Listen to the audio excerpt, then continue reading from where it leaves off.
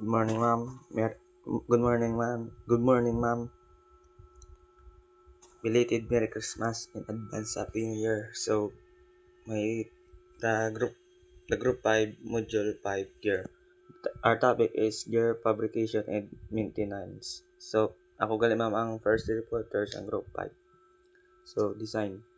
The design is detailed plan on how to fabricate or construct a specific fishing gear which includes its specification, drawing, and material table. So, ang design, muna sa plano para mag-obra sa mga bagay-bagay.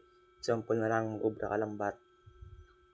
Mag-obra ka tayo sa design or plano para maobra or mapadali na ang pag-obra mo sa lambat. Next is fabrication. Fabrication involves the construction of the fishing gear based on the design made. Materials are either or textile origins such as knitting, twine, and purpose of non-textile origin such as floats and sinkers, hooks, and jigs and shear device. Most of the widely used fishing gears such as trolls, encircling nets, gill nets, and entangling nets, lip nets, polling gears, and many of the nets extensively use netting panels as a restrictive barrier in their design. Notable exceptions are long lines, hand lines, squid jigs, troll lines in some of the pots and grills.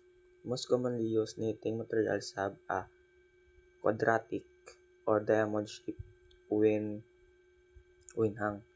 In fabricating, a fishing gear it is important to prepare the design, which includes the specification, drawings, and material table.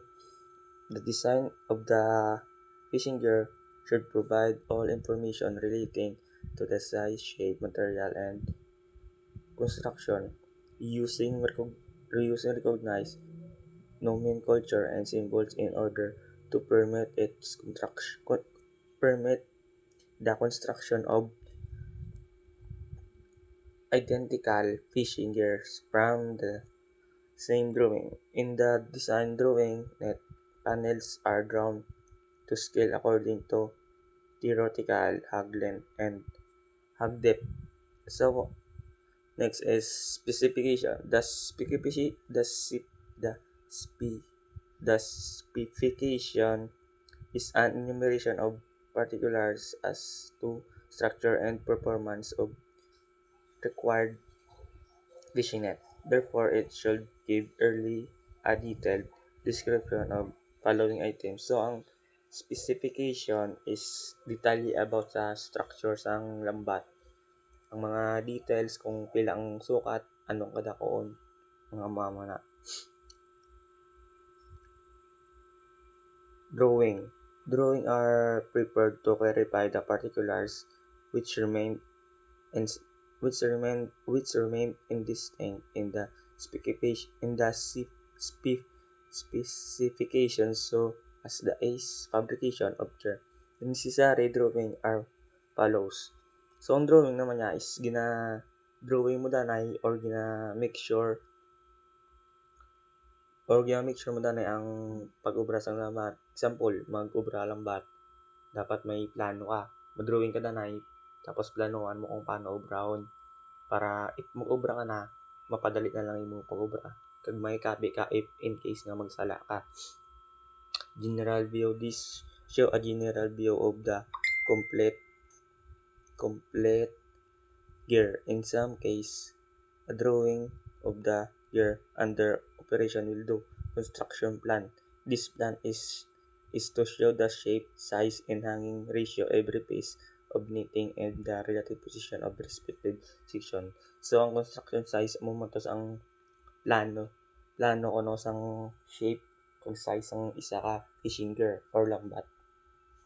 Ay fishing net. The material table.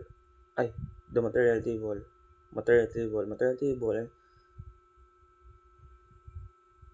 float, float line section plan. This plan is to show the size and shape of the floats and the joining of floats to the float line and float line knitting. Single line section plan like the above plan. This is show the detailed arrangement of the sinker inside the line side. So ang sinker line amo man isa man sa kaplano kag detalye kung paano i-arrange or paano ang arrangement ang techniques kung paano mag-obras ang lambat. Next is material table. The material table introduce the shape, size, required quantity, etc.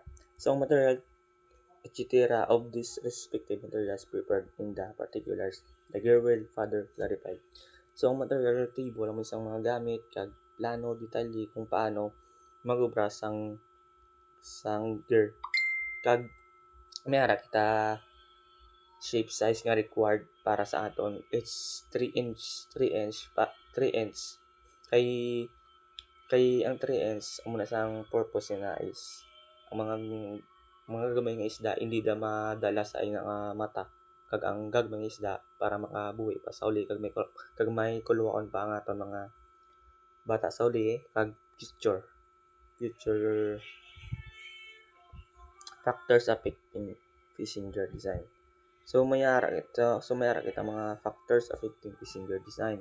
Biology, behavior, and distribution of target species ang imo nga ang imo target kung ano nga isda ay kung ano nga species example labi ano nga kadabi mga tuloy kung ano imo target kung ano nga tawag nga biology, behavior, fishing depth, current, and visibility.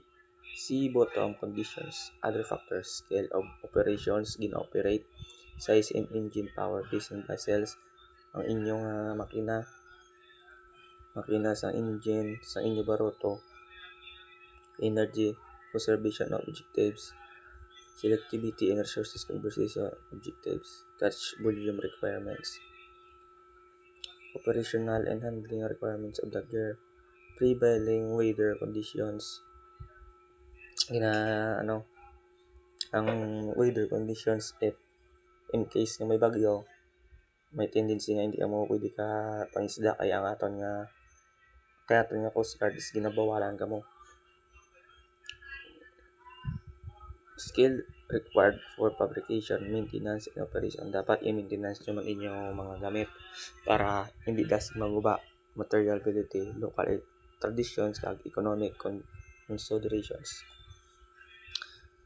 Mesh size is an important factor to consider in purse and design.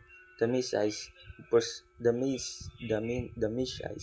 of purse mine must be small enough not to kill net fish in any part of the seal. The select smaller design is the band compared to the body meshes. Choice of mesh size is a function of the target species and is estimated by the following formula, where L length of target key equals to 5 for fish that are long and narrow, 3.5 for average shape fish. So, ang average size ng isang fish is 3.5 shape, 2.5 floor flat deep weighted or weight fish. Model testing. Model testing is increasingly used for design evaluation of the existing commercial fishing gear designs with a view to optimize their design parameters and for development of new designs. In model testing, a scaled down model of fishing gear is tested in plumb tank in order to study its behavior and estimate working parameters. Principle of similarity and similarity that are then used to assess the dimensions, specification, and characteristics of full face version based on model studies. The fishing gear can be further evaluated using full scale version through statistically designed comparative field trials. Parameters are varied through gear mentoring, instrumentation, and underwater observation. Properties common evaluated and force sign while testing. So meron kita parts. We have shorting, net depth, net weight, buoyancy, sinking force, time sink, sinking speed, net making. Net making refers to the act of constructing net for specific purpose, fishing gear, sports use, accessories, and others. Net making is considered one of the oldest known crafts that have been practiced by mankind. Device is used net making include so may mga device netting, knitting needle, mesh gauge, twine yarn, song yarn, bends, champs, sharp knife. So ang net making paghimo sang lambat paghimo sang lambat para sa purpose nga insakto nga paggamit para sa mga isda or other species nga gaistar sa dagat nga pwede nila makuha. Also, net making, there are two ways to net making, namely machine making and hand making. So, may duha ka ways kung paano mag-obras ang net making or lambat. Machine, bali ara sa machine. Kag hand making, ang sa kamot, ang ginapuna mo na sa. The construction of net making hand by initiated by any of four methods, namely chinning or out half mesh, wall mesh, and starting from another knitting. Knitting can be done with a knitting needle for small knitting species or a knitting shuttle for larger knitting species. The size of the mesh stick used determines the size of the knitting space. So, mula sa ma'am, ako report. Thank you. Ramli po kay ma'am.